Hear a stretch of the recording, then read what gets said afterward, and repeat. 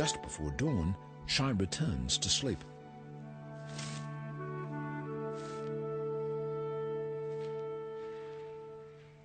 For Nina and her partner, Marcus Utesh, this is the first view of a platypus underground. There she is. She's coming in. Next year, they'll try to get a camera inside the burrow of a breeding platypus. That is absolutely great. Wow. A few weeks later, Nina and Marcus find a baby platypus near the dam. It's only just emerged from the nest. Soon after, they find another, bigger youngster. This baby looked much more like an adult. It weighed 610 grams, so double the size of the one that we caught before.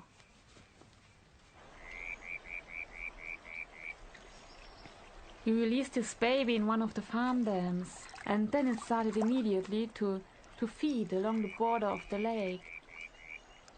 We tried the next day to see it again. I sat on the pontoon and paddled towards the little platypus. He just stopped feeding and suddenly even came closer to me. He was by far more curious than afraid. Nina is hooked. This will be an ideal location for next year's study.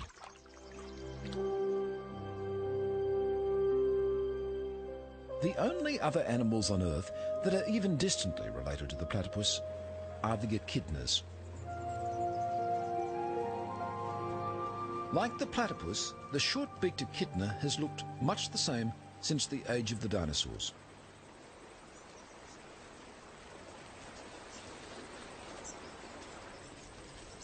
It too has evolved a highly specialised mouth, not a bill, but a beak, which can be used as a crowbar if need be, and a long sticky tongue to pull ants and termites from deep within their nests.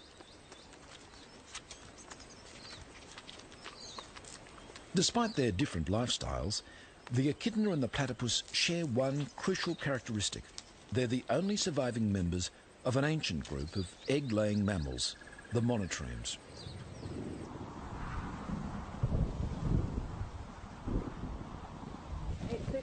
That's pasta. Peggy Rismiller and Mike McKelvey have been tracking and studying echidnas for 15 years. What they've discovered about the echidna's breeding cycle may help David Pera in his pursuit of the platypus. Let's whisper.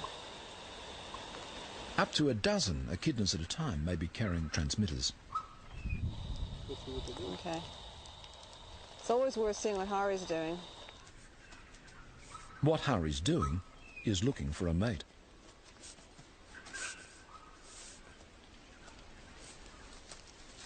Mostly, echidnas lead solitary lives, but when a female comes on heat, males will gather from far and wide. The females emit a scent, and the scent is called a pheromone, and it's something that humans often can't smell, but obviously the males can smell it.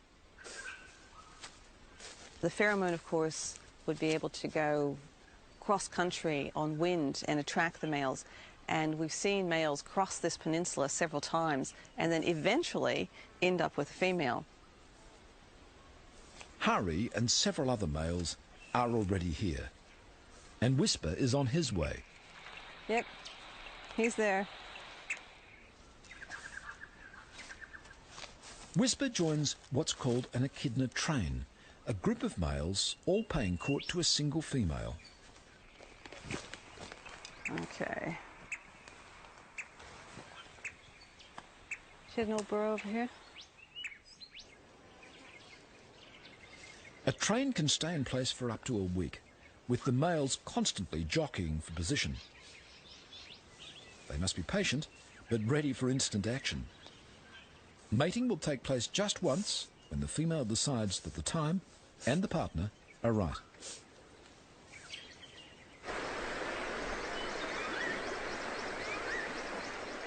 To try to capture the elusive courtship ritual of the platypus, David travels to the far north of Queensland.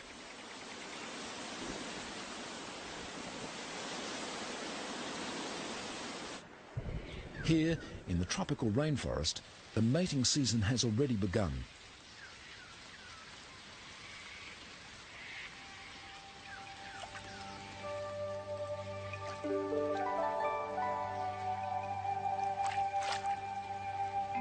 This female is feeding hard to ready herself for the rigours of motherhood.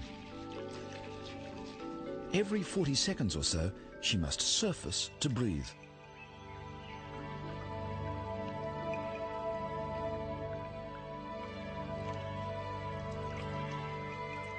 This is when she's most vulnerable. Eyes and ears are open wide, alert for danger. But as soon as she dives, she shuts them tight. Using only the sensors in her bill, she's built up a detailed mental map of her feeding ground.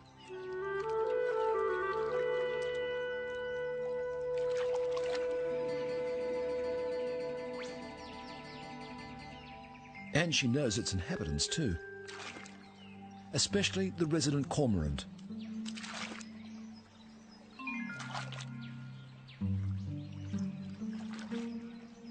The white-faced heron minds its own business.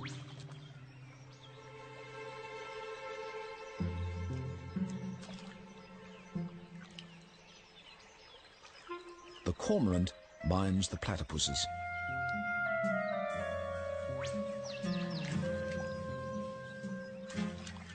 Each time the platypus dives, the cormorant follows, snapping up shrimp and small fish flushed out by the foraging platypus.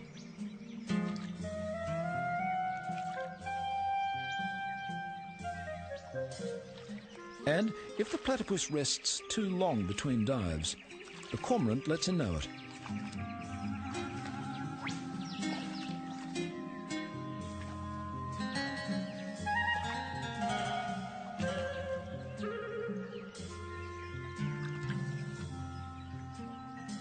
In this particular river system, almost every pool has several resident platypuses and a single cormorant ready to exploit them.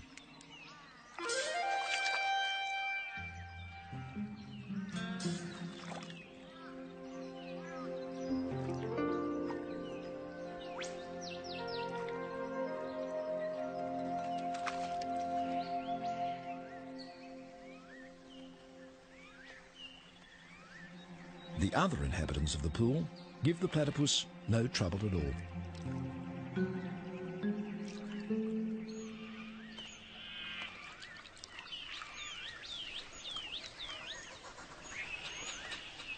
The azure kingfishers are peaceable neighbours too. They may occasionally snap up fish and shrimp she drives to the surface, but at least they don't harass her to dive for them.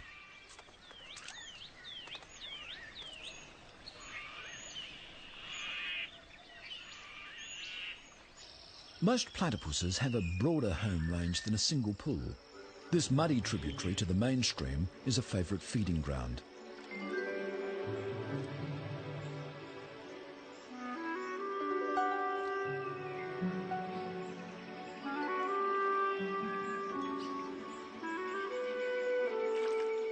Platypuses make their way up the creek at all hours of the day and night to feed. They can sense the vibrations of their prey through the receptors in their bills.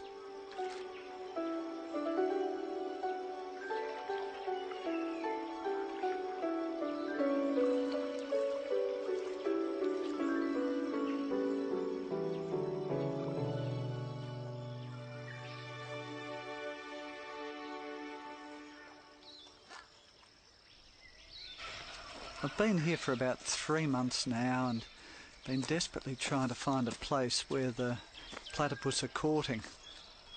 I think we might be onto something here. This is firm flat. It appears to be dominated by a male, and he does his patrolling, and again it appears that there's a female who I think is just coming up to her burrow or area that she spends a lot of time at now.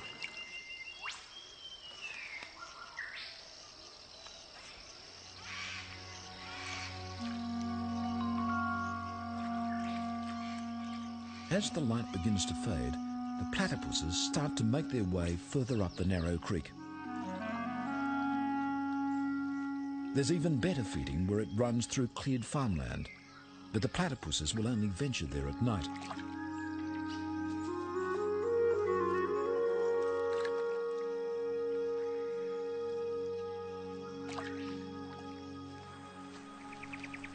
This is an ideal creek to film platypus with an infrared camera.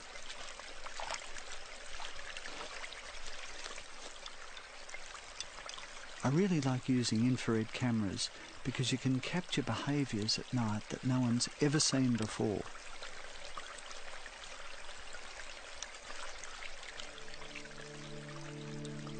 We put up a red light. The platypus can see the red light, but they don't seem to be disturbed by it. Sitting there beside the bank of the river with the water running through my boots and the legs of the tripod in the water, as the animals slowly worked their way up towards me, they would stop and glance up and then keep on coming. They were totally unafraid.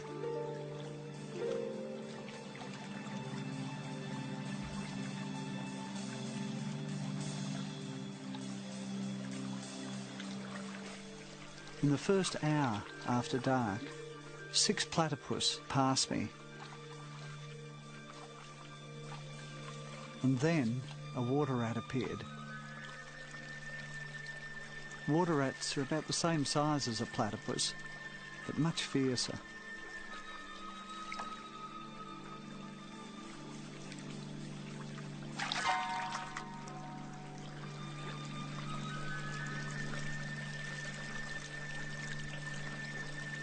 A few nights later, David Perra sets up his infrared equipment on a bridge overlooking the main river. Just below the bridge, a big male platypus has established his home range.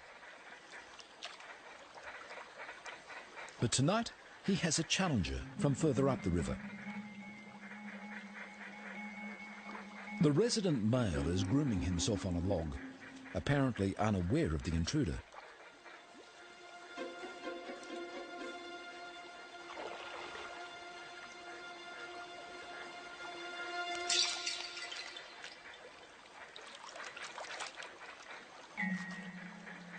Despite being caught by surprise, the resident male has won the encounter easily. He hasn't had to use his most damaging weapon. The poisonous spur on his hind leg is fed by a venom gland that in the breeding season reaches its maximum size. Day and night now, the big male patrols his home range.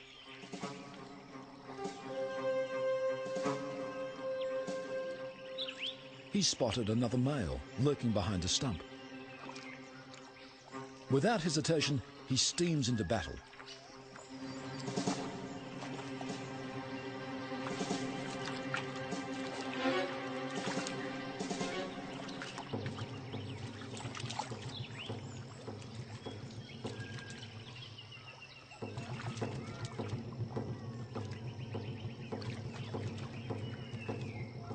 Whether platypuses regularly use their spurs in these encounters, or whether they're weapons of last resort, we don't know.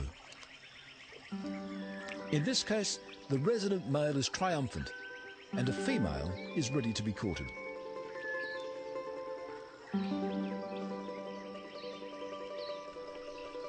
The male grasps the female's tail, and the courtship dance begins.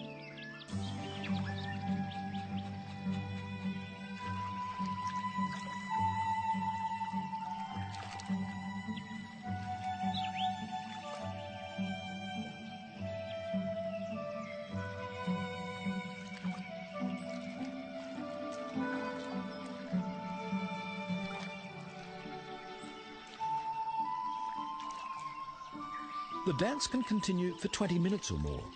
Whether the female is courted and mated by many males, or just one, is something else we don't know for sure.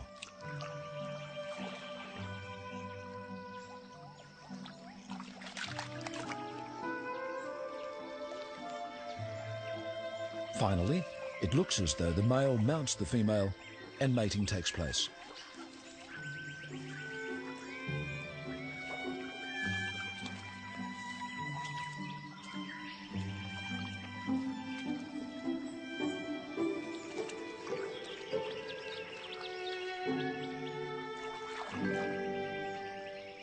The bare patch on her tail may be a sign that she's been courted often in recent days. Now she's returning to her nesting burrow. 1 or 2 eggs, perhaps even 3, are on the way.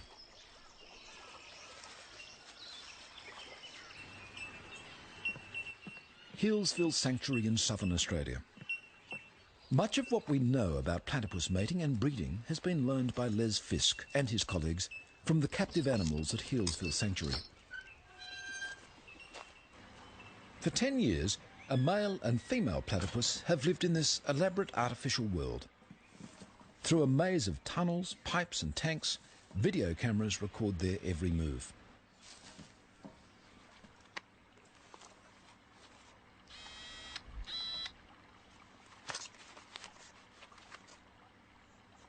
Two years ago, for the first time since David Flay's success in the 1940s, Fisk managed to breed platypuses in captivity.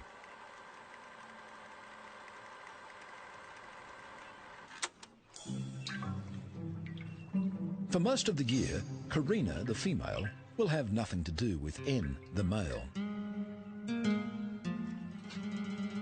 But spring is in the air at Healesville Sanctuary.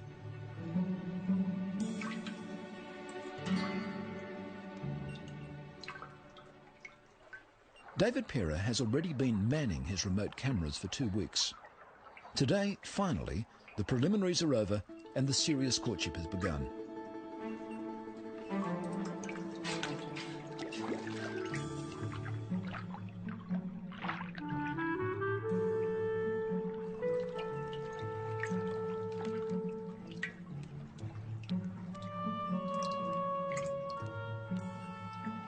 The moment that she's ready to mate can be fleeting. N is determined that he's the one who'll be around when that moment comes.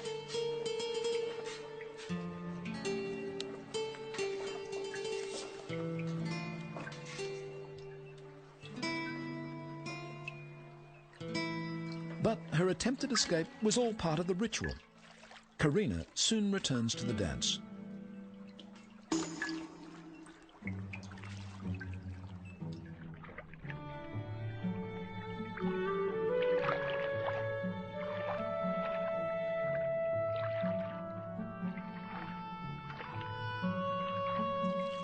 Two years ago, this couple successfully produced twins.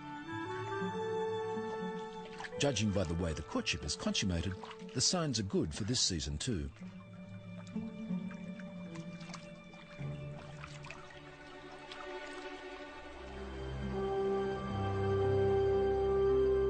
Summer has come again to Tasmania, and its wild rivers are swollen with melting snow.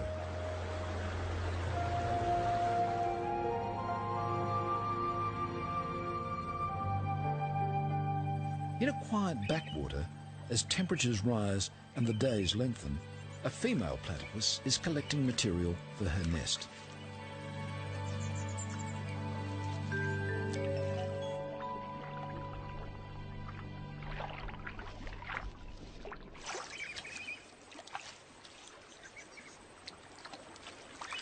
She takes leaves one by one in her bill and jams them under her tail.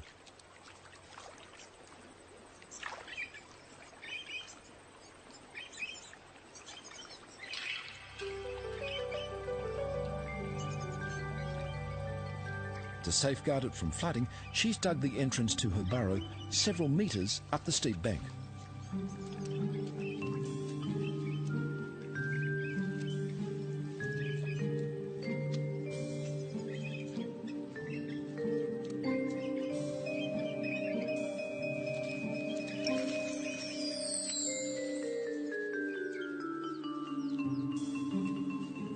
Over the next few days, she'll make dozens of trips like this, until the nesting chamber at the end of her long burrow is lined with sticks and leaves.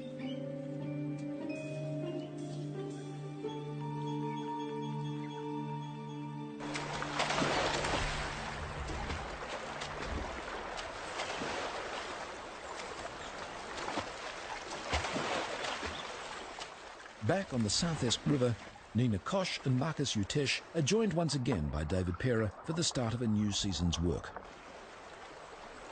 In the early afternoon, we go down to the South Esk River and set up a series of nets.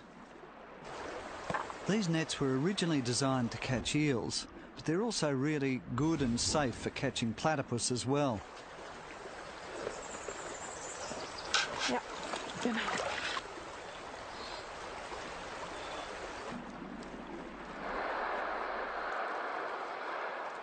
They position the nets across the water flow to trap the nightly traffic of platypuses as they feed up and down the river.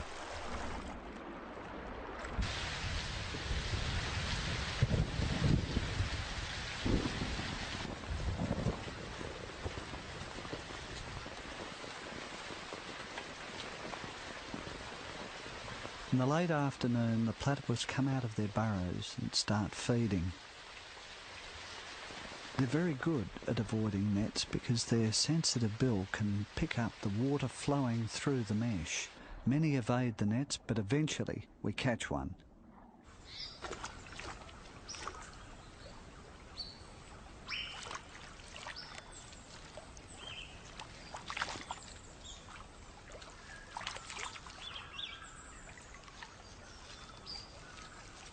Judging by the dates that last year's youngsters emerged from their nesting burrow, Nina and Marcus have worked out that the females will be laying their eggs very soon.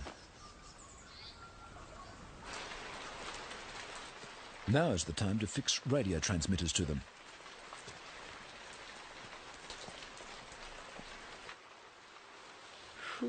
This one has a large bare patch on her tail, a sign that she's probably been courted intensively. The tail. Yeah, but on all the animal. This might be a mating mark. All the fur is away from the tail surface. They discover that she's one of the females they trapped and tagged last year. In fact, it's their old friend, Shy. 80-17, that's Shy. Oh, we got Shy back. Welcome back. Great.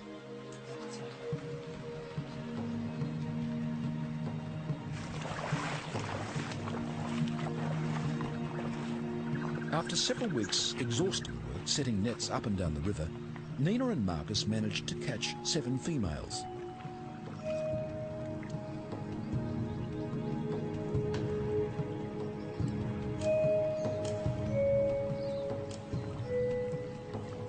Each one is fitted with a new transmitter and released back into the river exactly where she was caught.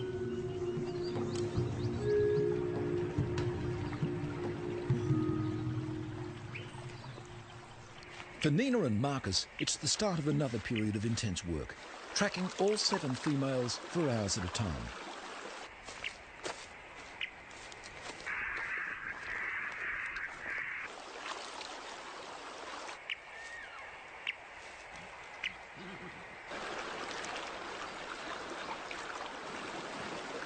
They find there's a wide variation in the platypus's behaviour. Some feed mostly in daylight. Others sleep during the day and feed all night. Some travel a kilometre or more up and down the river each feeding session.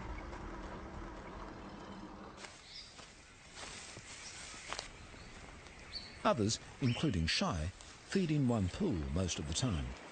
Where's the strongest signal coming from? Downstream or? No. She must be sitting in there. Wow. Shy sleeps in the same burrow each day. Nina and Marcus want to pinpoint its exact location because there's a good chance it's where she's built a nest and is nursing her young.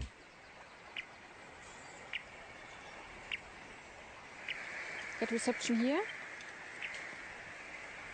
And it's getting weaker. Which gain do you have? 10. Gain 10, maximum gain. Gain 10 and I only have like 1. I would say it's about here. It must be around here. Not this point here. Gets weaker here. Yep. It's exciting. Get another burrow. Yep. And we should And mark this one the looks a bit. entrance. This one looks a bit different than the others. Yeah. We should mark the entrance.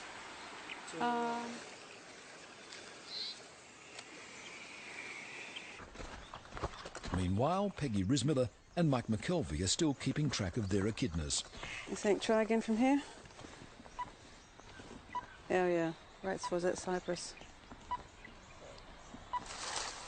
3 weeks ago, this female was at the head of a mating train. She should by now have laid an egg.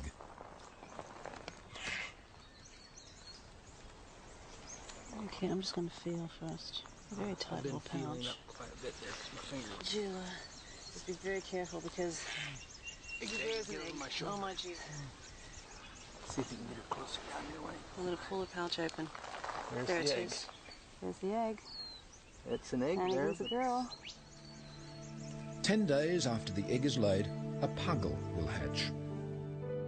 In the egg, the echidna develops an enamel-covered egg tooth. It needs this egg tooth to actually rip open this leathery shell and then pull itself out onto the mother's belly. Look, there's the back of it. Inside the pouch, it's really moist and humid because that's what the puggle needs right now. As far as we know, at 2 grams, it has to breathe through its skin. Tiny though it is, the puggle can safely be removed from its mother's pouch for a minute or so. At 2 days old, there's almost no difference between a baby echidna and a baby platypus. Less than 2 weeks later, it's already 100 times heavier than when it was hatched. It's a girl. The baby echidna by now has a discernible beak, just as a baby platypus would have a recognisable bill. After 7 weeks in the pouch, the mother leaves her young one in a burrow, returning every 5 days or so to let it suckle.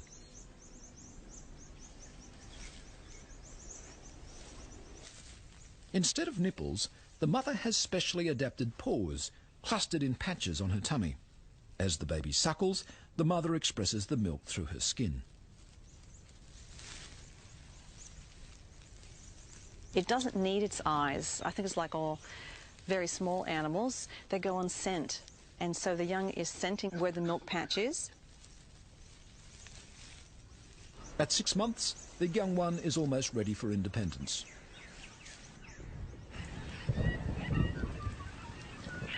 Back at the South Esk River, Marcus and Nina have decided that the time has come to try to take a look inside Shy's nesting burrow.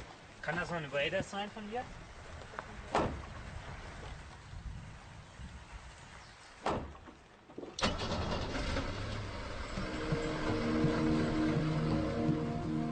Shy has been feeding regularly for 16 hours in every 24, returning to the same burrow each day to sleep.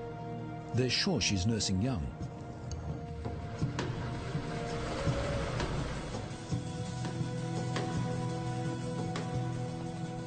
It's late evening. Shy's already left the burrow to feed.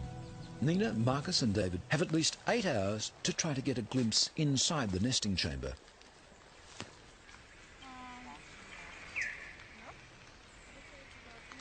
First, Marcus drills a hole carefully into the burrow roof. Frequent measurements over the past 2 weeks have taught him exactly where and how deep to drill.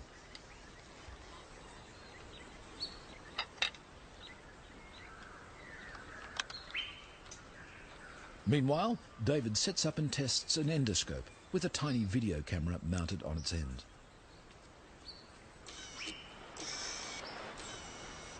So down is like that. Yep. So straighten it up.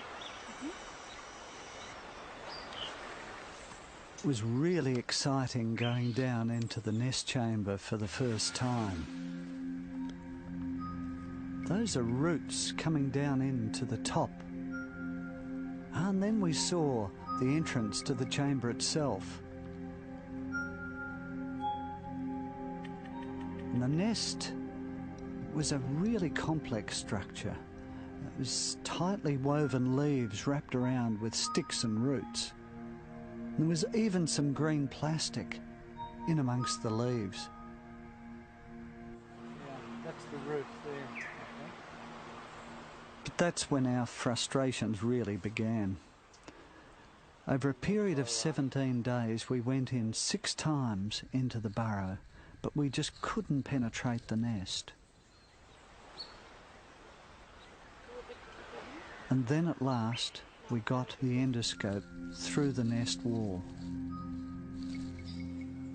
We first glimpsed a tiny bit of flesh through the leaves.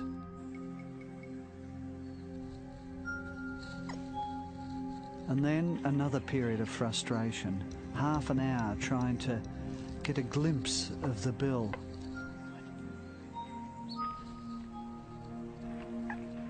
Oh, it's a platypus. Yes. The bill looked huge through the endoscope, but it was really only a centimetre long. The front feet already had claws. And then, to our amazement, we saw there were two babies, not one, crammed into the tiny nest.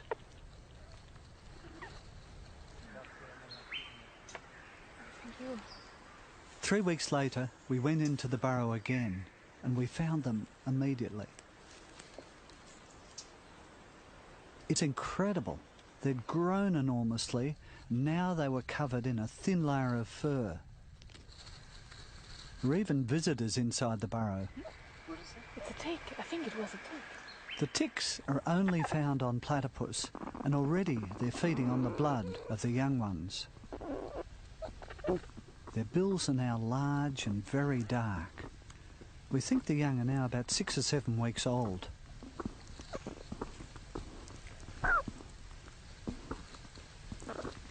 We're eager to see how the various parts of their body have developed.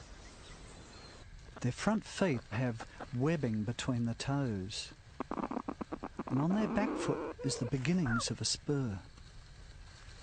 The smaller one is female. The larger one has a much bigger spur. It's obviously a male. We called him Bigfoot.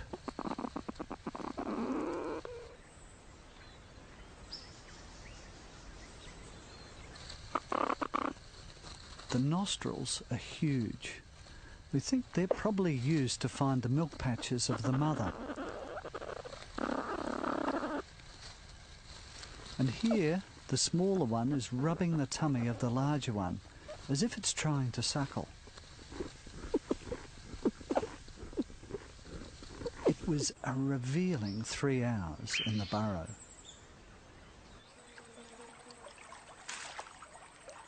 Nina is spending hours each day by the riverbank recording Shy's feeding patterns.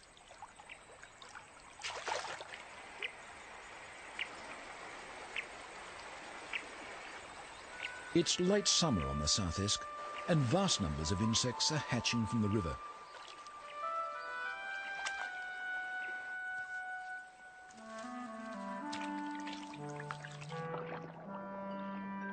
It's an ideal time for Shy to be feeding her young. She's just feeding enormously. She spends 16 hours out in the river, and she just goes along the river, and wherever she is, just feeds. Unbelievable hungry little female.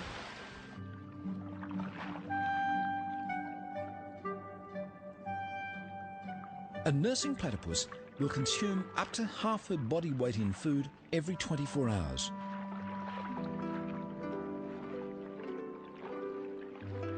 Most of it consists of tiny morsels, which she must somehow find and separate from the leaves, mud or gravel on the riverbed.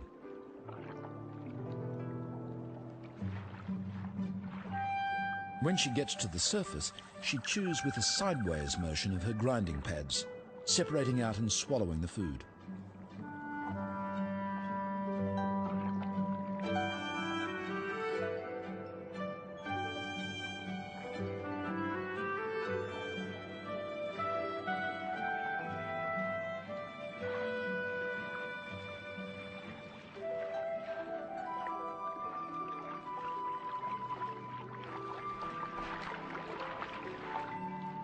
In a single feeding session, she may dive up to 1,000 times.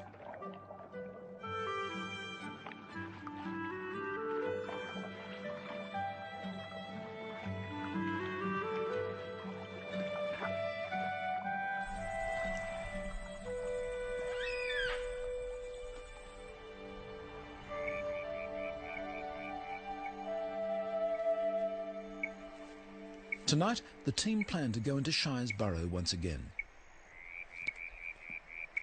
So, while Nina tracks Shy to make sure she's out feeding, The team drills a new hole into her nesting chamber.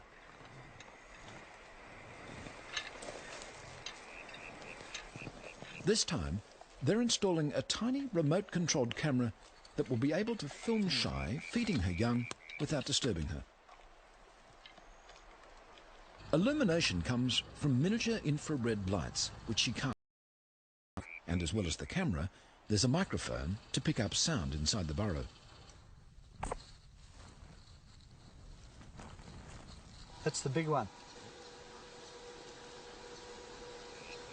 There. Oh.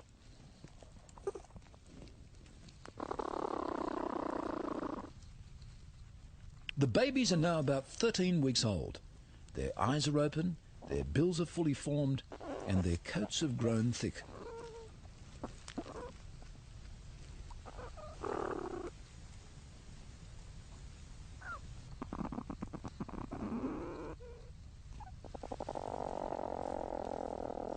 While Bigfoot plays with tree roots in the roof of the chamber, the smaller one is perhaps getting ready to take on solid food.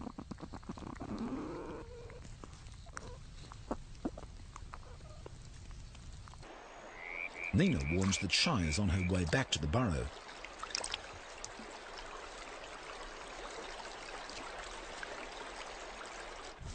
As she approaches the nesting chamber, she unblocks the earthen plugs which she set there to protect her young.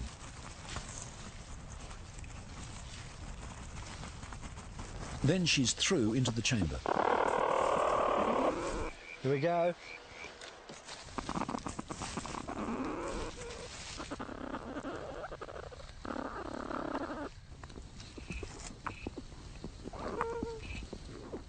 Within minutes, the eager young are greedily suckling from their mother's milk patches.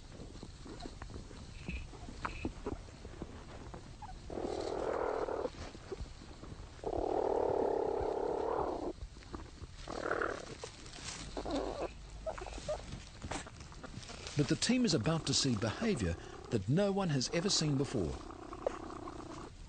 That is amazing.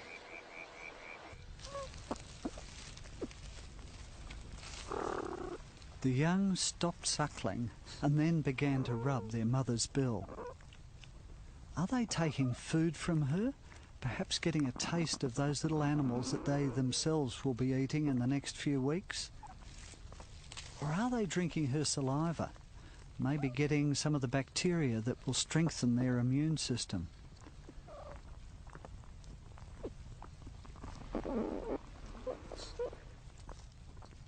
We don't really know what we're seeing in these extraordinary pictures.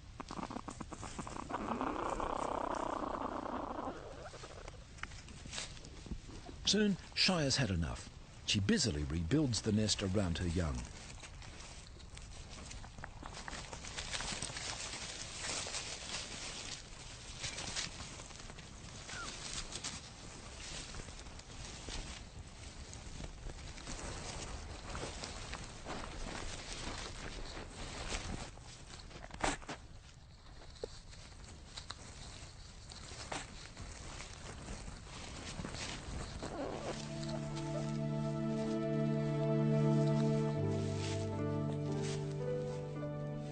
And then she's gone, leaving a tangle of tails and bills behind her.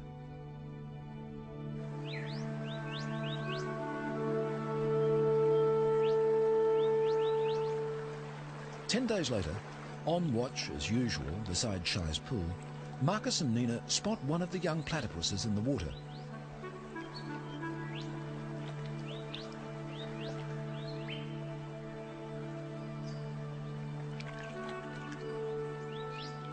Bigfoot, the male, has emerged from the nest. The team watches, enthralled, as the last chapter in the drama they've been following for months unfolds.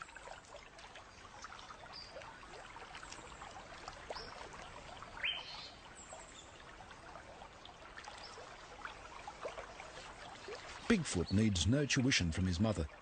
Minutes after his emergence, he's swimming and foraging expertly along the bank.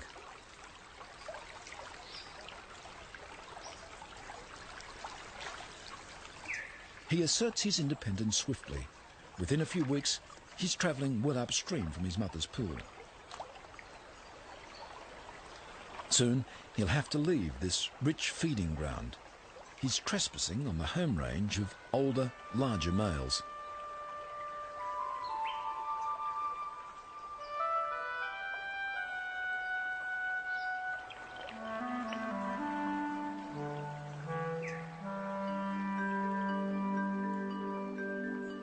As Bigfoot begins his journey of life, our journey of discovery is coming to an end. We know nothing of what he does in the next couple of years. In fact, I feel that we've only just scratched the surface in understanding the platypus, one of the most mysterious animals on Earth.